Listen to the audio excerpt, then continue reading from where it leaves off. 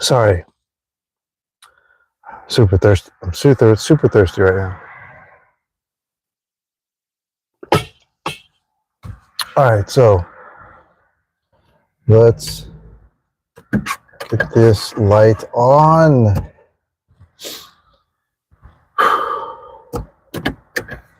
Let's just turn these lights on. All right, there we go. Okay, boys and girls. Probably gonna do this quickly. Hope you guys can listen in. Um,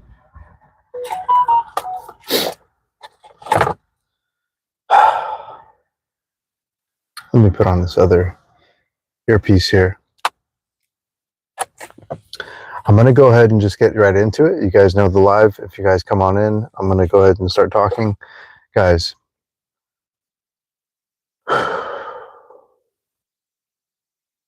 The more and more I started leaning towards like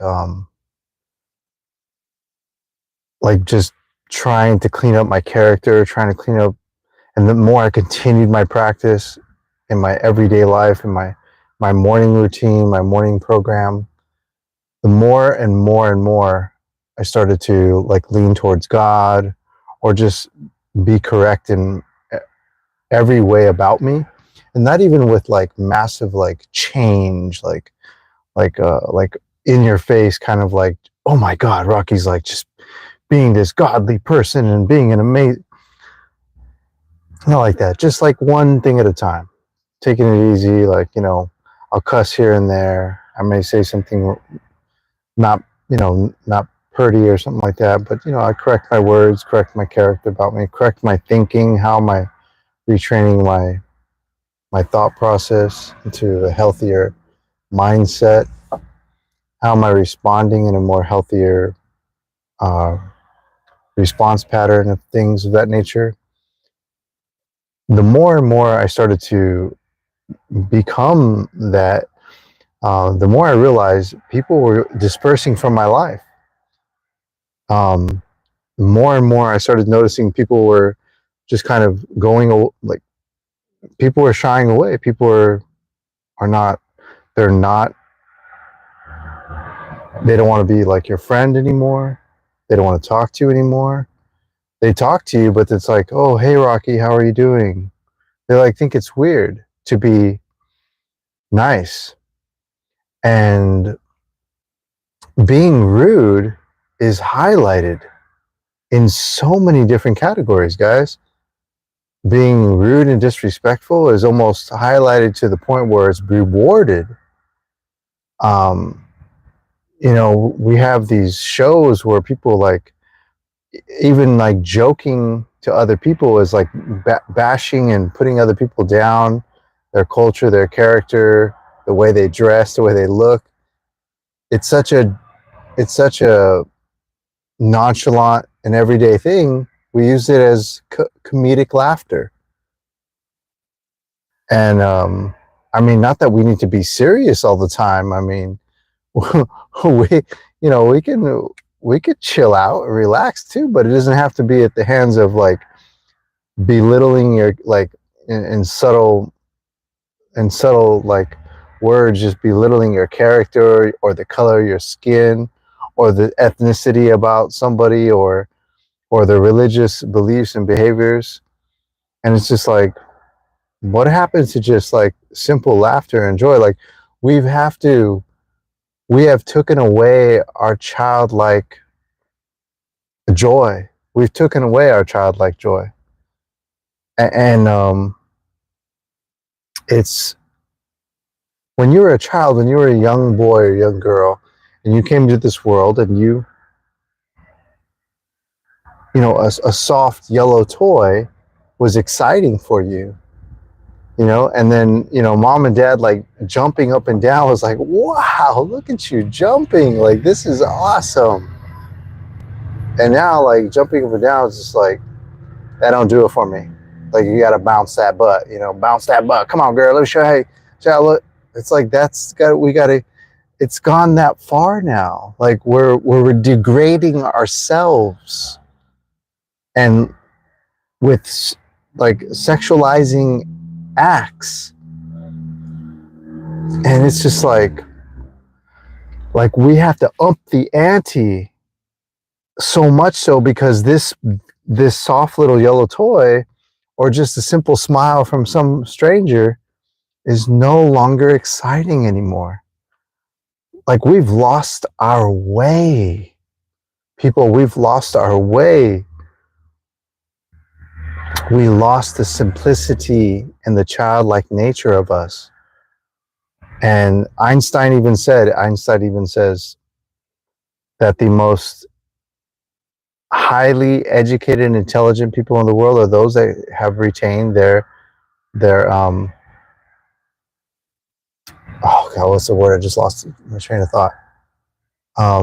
That have their creativity and imagination, and imagination leads to creativity. It's something of that nature that he was saying, and it's children have this beautiful imagination, and it's children that have imagination that gives them the creativity to explore the world from a different lens and different angles, different ways, and see no limitations to the exploration. And we don't have that anymore. We lost that. And that's just like, man, we have to up the ante on the excitement because we need like booty hopping. We need, no longer anymore can I look into a woman's eyes, and I'm not saying this is me, this is not me, but for many of this young men, this young generation, even the older guys, I mean, now we're even tainted, like we haven't fixed our problems as we get older, some of these guys, and we can't no longer look into the eyes of a woman and just see the natural beauty and just fall in love with the look of you, like how beautiful you are, like just appreciate the beauty of your look, your face, your eyes, your smile, the presence of you, like in all of who you are here. Now it's almost like we have to up the ante and like how much of that booty is popping, what she got up here, like what's her rack like, and the way we even look and talk about these things. It's we have to up the ante on so much because we've lost our simple innocence of joy, our childlike innocence. And okay, many times it's not our fault. Many times it's the pressure of the world, right? The pressure of the world has actually got us to this point where we're like, I don't have time to be, running this game. I don't have time to be doing all this stuff. I need to get me a wife. I need to get me a husband. I need to, I got to get some, I'm tired of this, that. Like, I'm not going to be messing around with these people anymore. Like, and it's not even just the relationships either. It's like, it's work relationships. It's friendships. It's at the gym now. We need to hurry up and get this muscle. We need to hurry up and, take this trend. We need to take this and that and whatever, and all these different hormones. We need to up the ante in so much because the simple joys of life are no longer excite us anymore. And we shouldn't just sit right there, guys. That's not the point of this conversation. We cannot just sit right there. We can't just sit right there. So where does this start? Where does this change start? Where does this change begin? It begins with you and your continued practice of your thoughts, your actions, your emotions, and the words that you speak, and your daily practice of who you are and the character building of who you are. This is where it begins. It begins now within you. The change of the world, that the way we see it, and the brokenness of these parts and these pieces can be glued back together by the change that comes from within you. And the change needs to begin within you. And when this change happens, when you continuously practice this change, when you continuously breathe and preach and think and discipline, repetitive thoughts and practice of this change within you, that's when and for myself, I noticed that's when people started dispersing, people started going away, people started wanting to keep their distance, or maybe not talk as much, or maybe not keep the friendship as much. And it was, and I see it more and more and more as I got older and older and older. And it was like the more I preached about love and peace, the more I preached about respects to any religion of who you are, and Muslim and Christianity and Catholic, and whichever you choose, but for the greater good of all mankind and all women and mankind, for the greater good of all the spirituality from above, that superseded the man-made religion, was so important for us to be pointing at and speaking about and thinking about, and it's everything up there. So all of our religions have a chair at my table, right? All of our religions have a chair at our table, because we are all one in this circle of life. And when the more and more I started to see the way I see things, and the more I started to preach about love, and I started to preach about stop hating these women, although a woman destroyed my life to the point where I died, and she cheered my death on. I'm not going to go into it. I'm sure you probably already heard this before. She cheered my death on as I slipped into my unconsciousness.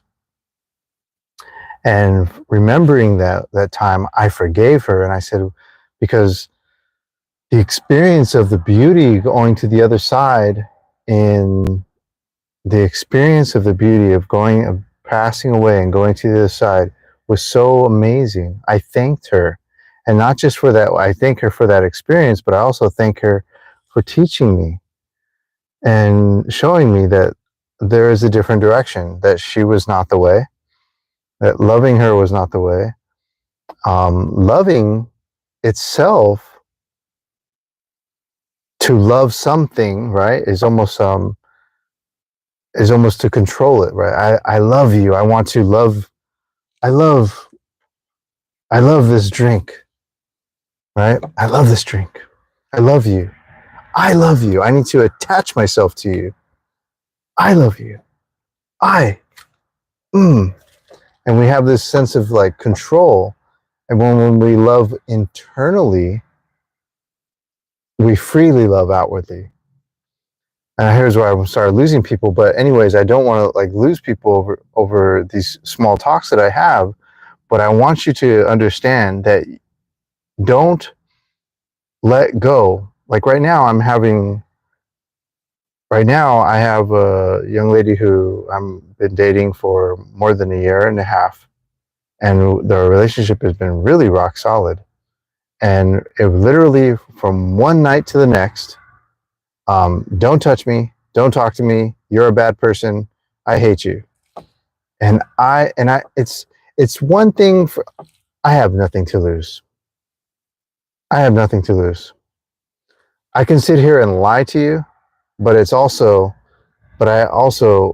have nothing, I have no reason to lie. I have no gain to lie. I'm not trying to like twist it, but I practice what I preach in real life. I practice what I really, really preach.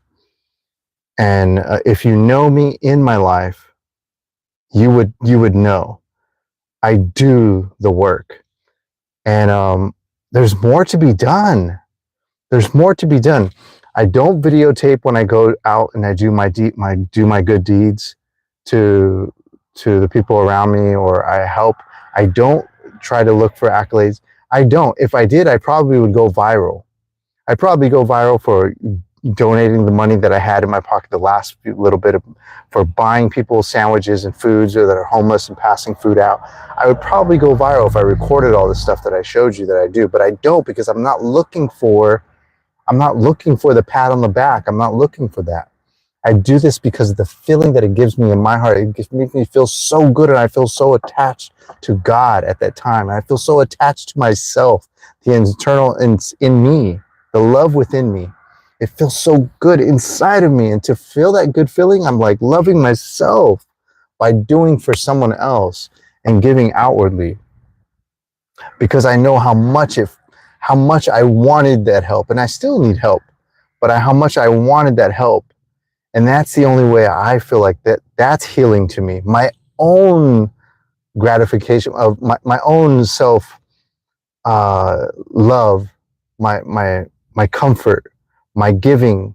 That feels good to me, to do these good things and not get any recognition for it. And if you knew me in my real life, I go to work and I don't tell my coworkers.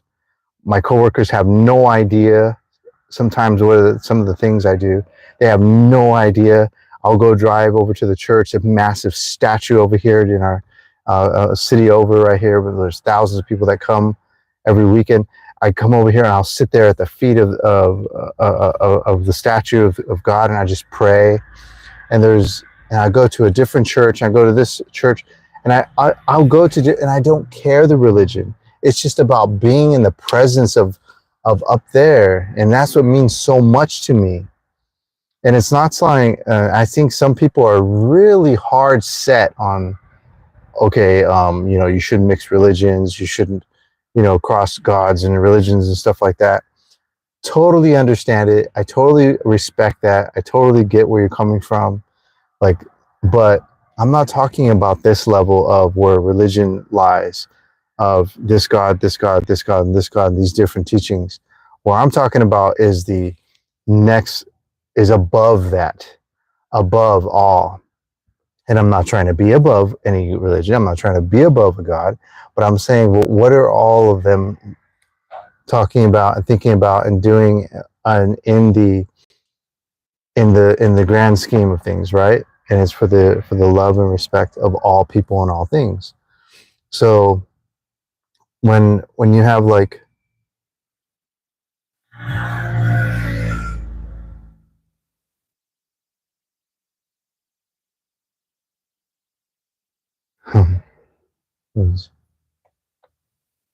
you don't even know, son.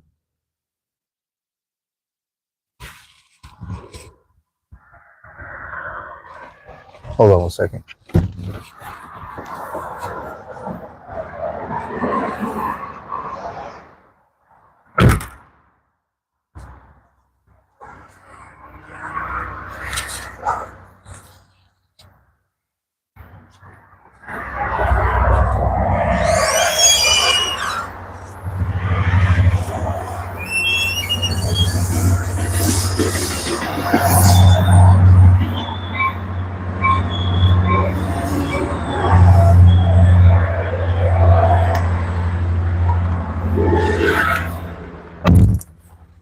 So the main thing of what I'm trying to say to you guys is, when not you, but myself included,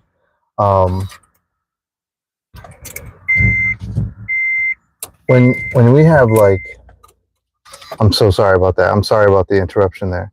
When you have a moment in time when you're starting to transform and change, you're starting to walk on the straight and narrow, people are going to make you second guess yourself. So people are going to make you second guess your pattern of your character and the things that you're trying to do. People are going to be second guessing all of this, and you really got to stay firm to the good nature of you. Don't waver. Don't stumble. Don't feel like you're in the wrong. Don't second guess yourself if you're doing the right thing. And yes, it's going to look like to the very simple person, like, or to anybody out there, that, oh, okay, now you're just talking like you've never talked before. Well, what's wrong with change, right? What's wrong with change? And is not your thinking evolving? Is not your character evolving and changing? Isn't it not shifting? Is that okay? Is that there is nothing wrong with that. There's nothing wrong with shifting and changing and bobbing and weaving. This world has so many daggers being thrown at you. It's okay to change. And as long as you're changing for the greater good of yourself and those around you, then you're not doing anything wrong. You're not going in the wrong direction. And you shouldn't allow someone to second guess yourself. You should stay firm in the good person that you want to try to be and represent to the world. They're always going to, people are always going to be like that. And you're going to start to see them fall off. You're going to start to see them fall off. I would say maybe 500, like, I would say maybe like, we'll say, let's be realistic, maybe like 300, like real friends on my Facebook. And I have over 2,000 people that actually follow me and that have friended me over time. And I don't let all of them in, but I eventually let some of them in.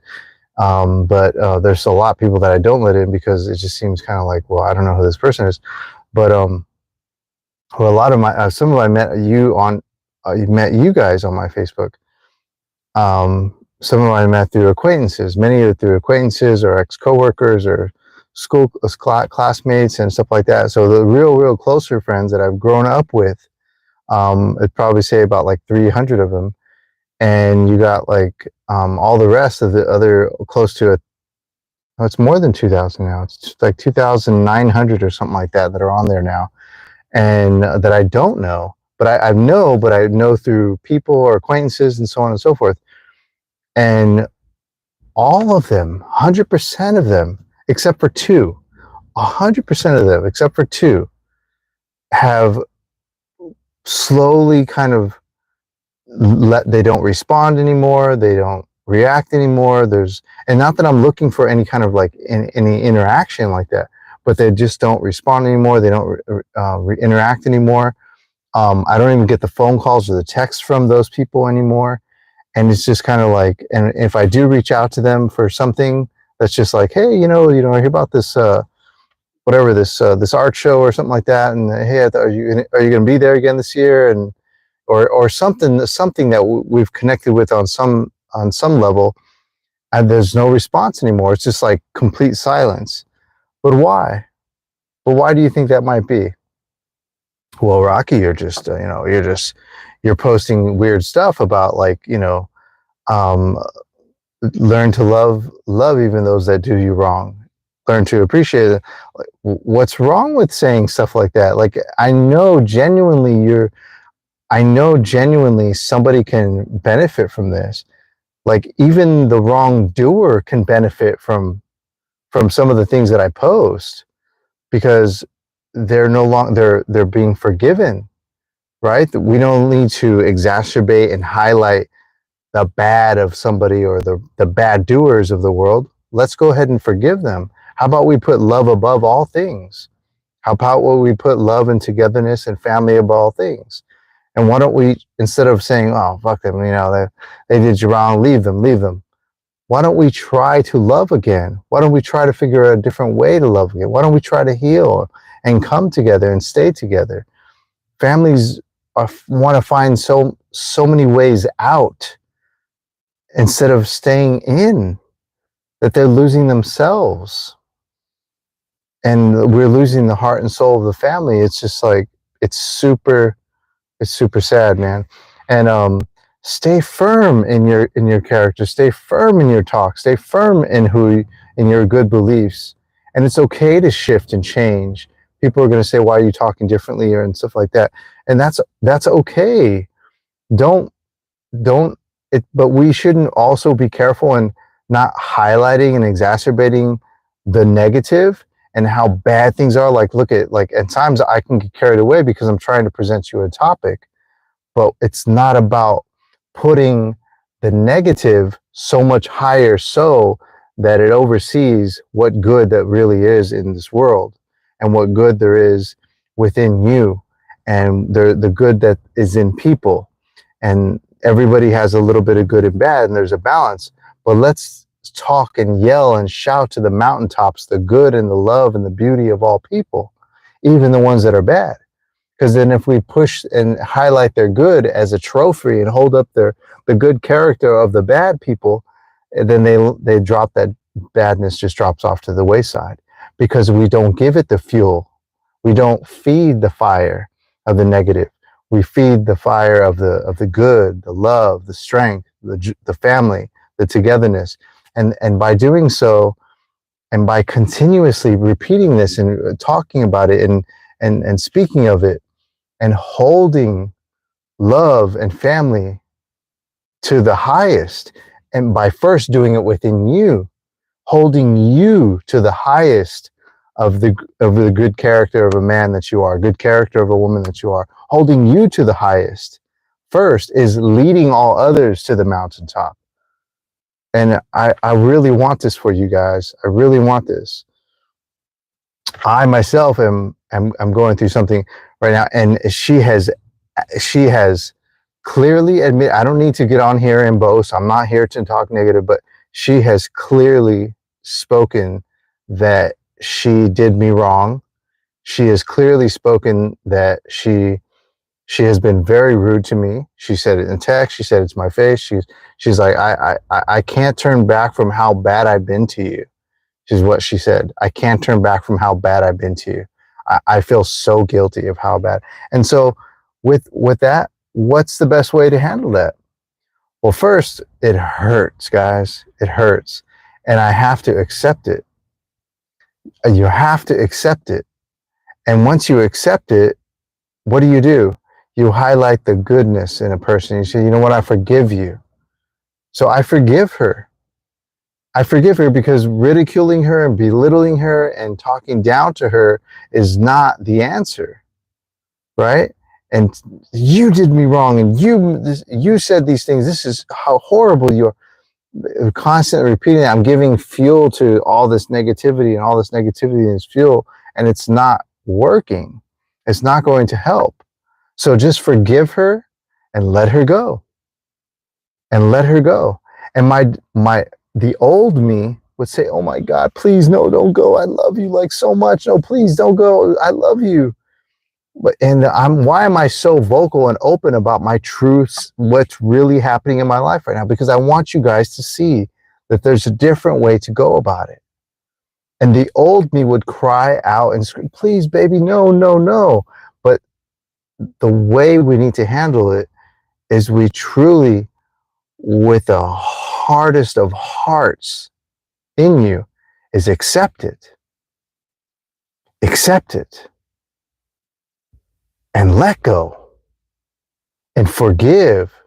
And release that anger. Because what's going to happen is you're so angry. How could you? And you're holding on, and this anger is just, you're just holding on to it. So you did me wrong. How could you?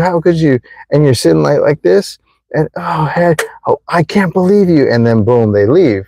And they leave, and you're frozen. You're sitting there with all of the weight of the hurt. And instead, you can say, you know what? You hurt me. Here, take this. I forgive you. I'm free. I'm free. And you release that, and you release that pain. Right here, I forgive you. I forgive you. And that's the point of letting go of the pain that you don't have to hold on to when they leave. And they want to leave. Here, take it. I give you. I forgive you your pain, and I release it from me. And I am free. And yes, it hurts. Yes, it hurts. But there is a huge weight lifted off your shoulders, and we don't see it. Why don't we see it? And why do we hold on to the pain from a bad relationship or a negative situation? Why? Because we want to hold up the pain, the trophy of pain. We hold it higher and higher. And I must hold it higher and higher and higher it is. And we put so much energy in holding this up. It doesn't do nothing for you. And you release yourself. Here, I forgive you. Your pain back. And I let go. And you have all the effort and all the energy and freedom to put it somewhere else. And we begin by doing so in the continued practice of your thoughts, your mind, continued prayer, the continued belief system, and start thinking and thinking more and more. You repeat it, and the hurt comes in and the pain wants to sink in. Hey, I'm coming back. I'm coming back. No. And continue practice and pushing it away. And then you build your body and your mind will follow. You build your mind and your body will follow. It's an ever-flowing, it's a beautiful piece of chemistry that just flows with each other. And you don't stop. And you stay on this path and don't give up and stay firm in your goodness and always highlight the love, always highlight the strength from within and walk it and talk it. And don't ever give up. Don't give up, because there is a whole industry. There is a whole industry here to have women and men against each other, the feminine and the masculine against each other. And we have completely, the entire world is missing the point. You have relationship coaches, you have narcissism channels, you have therapists that are coming out of the woodworks and becoming millionaires on YouTube because they're giving all this information, all of their information out that they have learned over the years. And this is highlighting all the bad. And we're carrying all this negativity as a trophy, and we're going to collapse. We're breaking down mentally. We're breaking down physically. We're no longer strong from within because we're holding up the strength of all this negativity on social media, all this negativity that has been encapsulated by these systems of government that has been delivered to us. And we're holding all these things up instead of holding up the strength within yourself, the strength in your mind and your body. Guys, I hope you got something out of this from today. I love you so much. Stay strong, stay firm. Remember to forgive even in the darkest times. Don't let go. Build yourself up in your mind, build yourself up in your heart, and it may hurt and you may look dead in the face of your divorce situation. You may look dead in the face of a lawyer or in the courts, or something that you're going through, or any kind of depressing situation you're going through. But believe in yourself, believe in your mind, believe in the strength of your thoughts. Think powerful, beautiful thoughts, and don't ever give up, you guys. Don't give up on constantly practicing these powerful, strengthening, beautiful thoughts for you. Don't give up.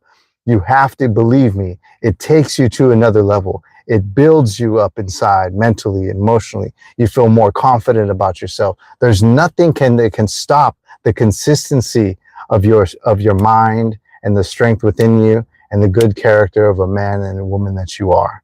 I love you guys with all my heart. Don't ever, ever stop, because the message that you're feeding to yourself is the message that you give to the world, and it's something that we can leave forever once we leave.